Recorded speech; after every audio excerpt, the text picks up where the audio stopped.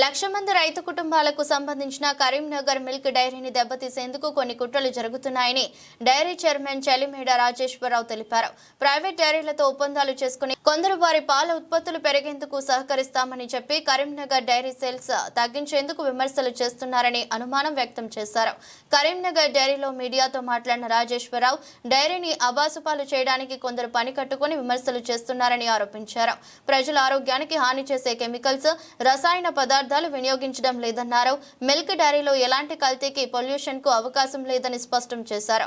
తప్పుడు ప్రచారాలను రైతులు, పాల వినియోగదారులు నమ్మవద్దని కోరారు. ఒకప్పుడు 12,000 లీటర్ల పాల సేకరణతో ప్రారంభమైన డైరీ నేడు 1,80,000 లీటర్ల సేకరణకు చేరిందన్నారు. 1,04,000 లీటర్ల పాల విక్రయాలు జరుగుతున్నాయని, వివిధ రకాల పాల ఉత్పత్తులకు 40,000 లీటర్ల పాలు వినియోగిస్తున్నామని చెప్పారు. మరో 30,000 లీటర్ల పాలను పౌడర్ గా మార్చేందుకు చిత్తూరుకు పంపిస్తున్నామని తెలిపారు. ఏం లేదు, పొలిటికల్ మీద మాకేం లేదు. ప్రైవేట్ డైరీలు కొంతమంది కావచ్చు.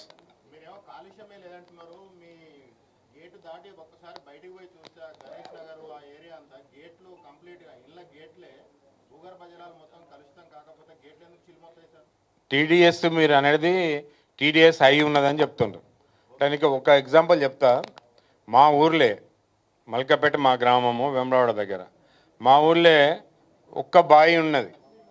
ఒక బావి అంటే అది మన ఏంది షావుకార్లది బావి. ఆ బావిలో నీళ్ళు అందరూ మంచినీళ్ళు తాగేందుకు ఆ బావిలకి వెళ్ళి తీసుకొచ్చుకుంటారు. మిగతా బావిలలో అన్ని ఉప్పు నీళ్ళు ఉంటాయి. ఇది జియాలజికల్కి సంబంధించింది తప్ప ఇప్పుడు నాది 3-4 కిలోమీటర్ల దూరంలో ఉంది. నా దగ్గర కూడా బోర్డు వేస్తే బోర్లో కూడా టీడీఎస్ ఉంది.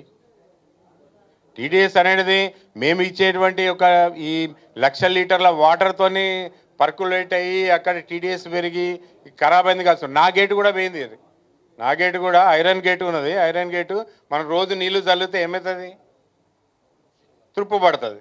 అంతే తప్ప ఈ పొల్యూషన్తో ఖరాబ్ అయింది అనేది అది కరెక్ట్ కాదు.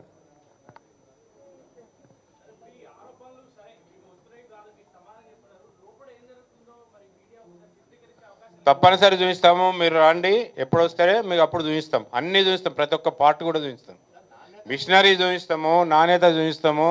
మీకు అక్కడ ట్రీట్మెంట్ ఏ విధంగా చేస్తారు వాటర్ది అనేది కూడా చూపిస్తాం. ఈటీపీ ఎట్లా ఉంది, ఈటీపీ మేము 12,000 లీటర్లు ఉన్నప్పుడు చిన్నగా ఉన్నటువంటి ఎఫ్లైన్ ట్రీట్మెంట్ ప్లాంట్ ఎట్లయితే పాలు పెరుగుతున్నాయో, ఎట్లయితే ప్రాసెసింగ్ చేస్తున్నామో దానికి అనుగుణంగా కూడా ఈటీపీ ప్లాంట్ను ఎక్స్పాండ్ చేసినాం మేము.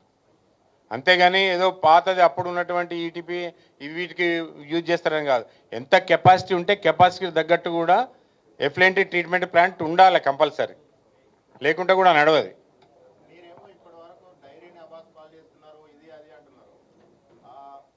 నాణ్యత మీద కూడా అనేక అనుమానాలు వచ్చినాయి. నాణ్యత మీద కూడా రకరకాల ప్రచారాలు జరుగుతున్నాయి. దాన్ని ఒక సాంకేతికంగా మీరు ఎందుకు అఫెన్స్ చేయలేకపోయారు? తప్పనిసరి సాంకేతికంగా చేస్తున్నాం. ఎందుకంటే మా పాలల్లో ఇది ఉంది, మా పెరుగులో ఇది ఉంది, మా పెరుగులో పౌడర్ లేదు, మా పెరుగు యూరియా లేదు, ఎన్పీకే అసలే లేదు, ఎస్ఎన్ఎఫ్ ఇంత అని చెప్పేసి మీరు సాంకేతికంగా ఎందుకు చెప్పలేకపోయారు? అవును, పాంప్లెట్స్ కూడా తయారు చేసినాం ఇప్పుడు మేము. ఫ్యాట్ ఎస్ఎన్ఎఫ్ అనేది దానిలో ఉంటుంది. మరి అన్నది ఏంటంటే ఇంకా దీని నాణ్యత కొరకు పరిణామాలు ఏమున్నాయి ఏంది అనేది మీరు చెప్పాలని అంటున్నారు కదా. ప్యాకెట్ మీద ఉండేటివి ఉంటాయి, దానిలో పోషక పదార్థాలు ఏముంటాయి, ఫ్యాట్ ఎంత ఉంటుంది, ఎస్ఎన్ఎఫ్ ఎంత ఉంటుంది అనేది కూడా ప్యాకెట్ మీద కూడా ఉంటుంది. ప్యాకెట్ మీద ఉంటుంది. మీకు దానికి కావాల్సినటువంటి ఒక ప్రాసెస్ ఏ విధంగా ఉంటుంది అనేది మిమ్మల్ని తీసుకుపోయి కూడా చూపిస్తాం. అది